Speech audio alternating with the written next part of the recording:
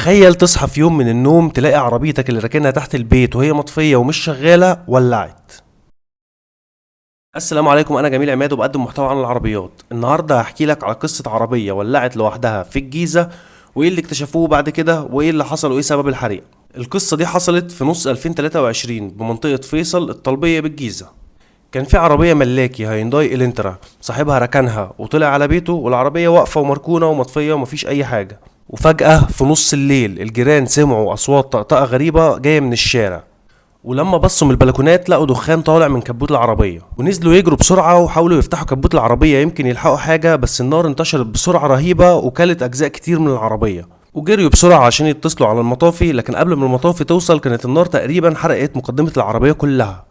صاحب العربية قال للصحافة ان هو كان راكنها من ساعات ومفيش اي حاجة شغالة في العربية، وكانت مقفولة وما فيهاش اي حاجة تماما، يعني ولا موتور شغال ولا فيها اي تسريب بنزين ولا في اي مشكلة واضحة. بس فجأة العربية ولعت. بعد ما المطافي طفت العربية والتحريات بدأت تتعمل، طلع ان السبب الغالب في الموضوع هو ماس كهربائي في ضفيرة العربية، وده ممكن يحصل بسبب تركيب انذار او كاسيت او توصيلات كهرباء معمولة عند كهربائي مش متخصص. القصة دي رغم ان هي خسارة كبيرة لصاحب العربية، بس فيها درس مهم جدا، ان انت ما تسلمش عربيتك لاي حد يشتغل فيها، ودايما خليك عند كهربائي شاطر ومعروف. ولو ركبت اي جهاز زيادة في العربية، شاشة او جهاز انذار او اي حاجة زيادة في العربية، اتأكد ان انت عاملها عند حد متخصص ومحترف، وان التوصيلات بتاعتها كلها معمولة صح. والاهم من ده انك تراجع على توصيلات الكهرباء بتاعت العربيه بتاعتك والضفيره كل فتره عشان تتاكد ان ما فيهاش مشكله تسبب لكارثه. وحاجه اخيره حابب اقولها لك، ان طفايه العربيه مش وسيله رفاهيه نهائي، ولا بتحطها عشان ترخص في المرور وبس. طفايه العربيه من اهم الحاجات اللي المفروض تبقى موجوده معاك في العربيه،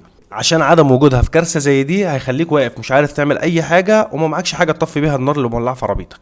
ودي كانت قصة العربية اللي ولعت في الجيزة، اللي خلت ناس كتير تبدأ تراجع على ضفائر الكهرباء بتاعتها وتقتنع ان ضفيرة الكهرباء ممكن تسبب لكارثة. قولي في الكومنتات لو قابلك اي مشكلة او مع حد تعرفه اي مشكلة زي دي ولا لا. ولو عجبك الفيديو ما تنساش تعمل لي لايك وتشترك في القناة. السلام عليكم.